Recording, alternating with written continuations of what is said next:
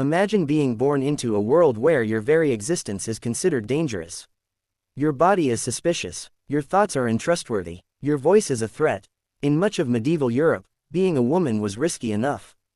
But being accused of sin was often a death sentence that unfolded slowly, cruelly, and publicly. The Dark Ages, roughly spanning from the fall of the Roman Empire to the early Renaissance, were governed by fear. Fear of God's wrath, fear of disease, fear of starvation, fear of the unknown, and more than anything, fear of women who did not obey. Sin during this time was not just about morality. It was about control. A sinful woman was rarely someone who committed a real crime. She was simply someone who broke invisible rules that changed depending on who held power. A woman could be labeled sinful for speaking too loudly, refusing marriage, expressing desire, practicing healing, or existing outside male authority. A widow who owned land. A midwife who understood herbs. A young girl who rejected advances. A wife accused by her husband. These women lived under constant scrutiny. Their reputation could be destroyed with a whisper. And once that whisper reached the church or the local lord, there was no escape. Religion dominated every part of life. The church defined sin, punishment, redemption, and truth. Women were considered morally weaker, more susceptible to temptation, and closer to evil. Religious texts were often interpreted to portray women as the descendants of Eve, the original sinner.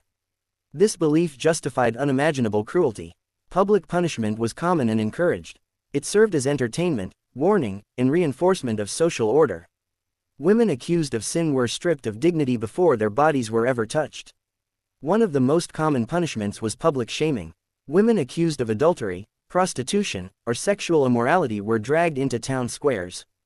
Their heads were shaved, a devastating punishment in a time when long hair symbolized femininity and honor. They were forced to wear marks of shame, sometimes iron collars, sometimes signs describing their alleged crimes. They were pelted with stones, rotten food, and insults. Crowds gathered, including children, to witness humiliation. The goal was not just punishment. It was erasure. A sinful woman was meant to disappear socially, even if she survived physically. But public shaming was only the beginning. For many women, accusations escalated quickly. A woman who resisted male authority or challenged religious norms could be declared a heretic.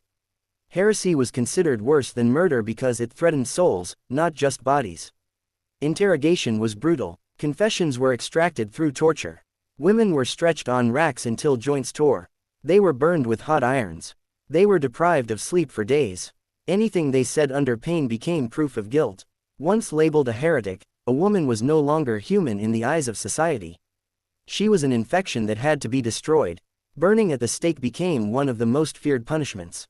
It was slow, public, and symbolic. Fire was believed to purify sin.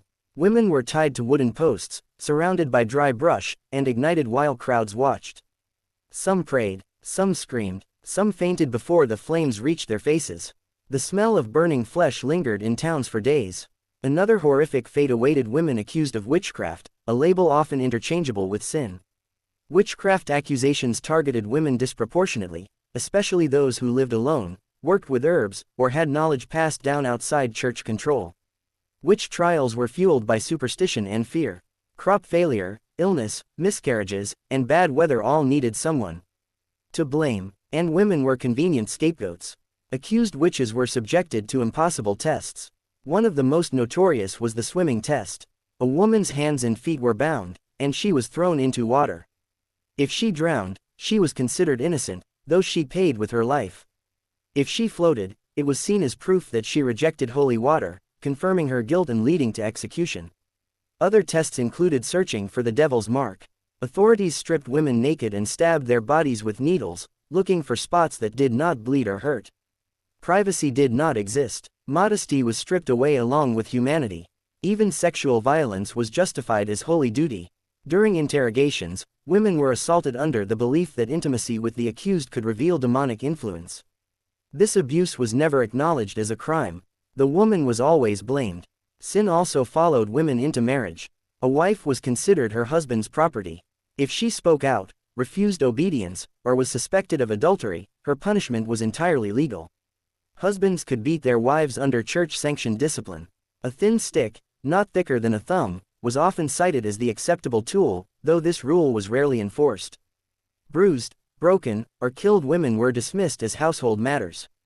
Adulterous women faced extreme punishment. They could be imprisoned, mutilated, or executed. Men faced far lighter consequences, if any at all. A woman's sexuality was policed relentlessly because it was believed to threaten social order. One of the cruelest practices was confinement. Women deemed sinful but not executed were often locked away in convents or prisons. These facilities were not places of healing. They were places of silence. Women spent years in dark cells, surviving on scraps of food. Many went insane. Some died from illness or neglect. Others were forgotten entirely, their names erased from records. Pregnant women accused of sin suffered uniquely cruel fates. Pregnancy was seen as proof of sexual wrongdoing unless legitimized by marriage. Some women were forced to give birth in chains.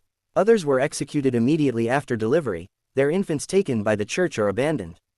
Unmarried mothers were treated as living symbols of sin.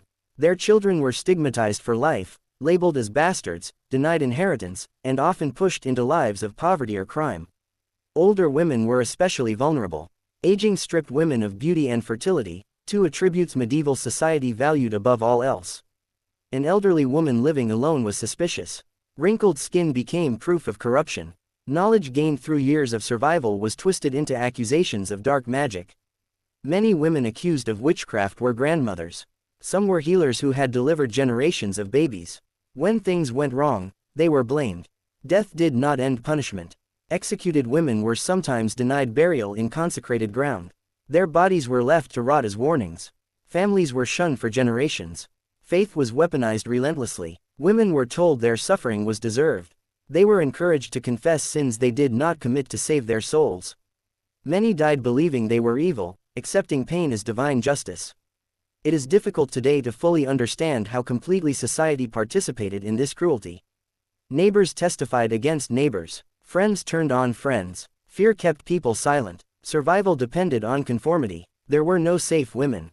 Wealth offered limited protection, but even noble women could fall victim if they became inconvenient. Political rivals used morality accusations to attack families.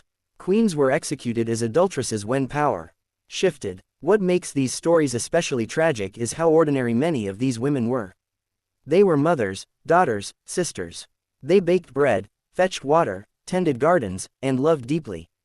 Their greatest crime was existing in a system built to fear them. History books often reduce the Dark Ages to castles and cathedrals, but behind those stone walls are ghosts. Women whose names were never recorded. Voices that were never heard. Lives ended not by monsters, but by laws and beliefs.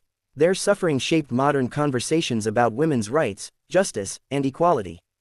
The fear-driven punishment of female autonomy did not vanish overnight. Echoes of these beliefs carried on for centuries and still linger in subtle ways today. Remembering these women is an act of defiance. It is saying that their lives mattered. That their pain was real. That history must be honest, even when it is unbearable.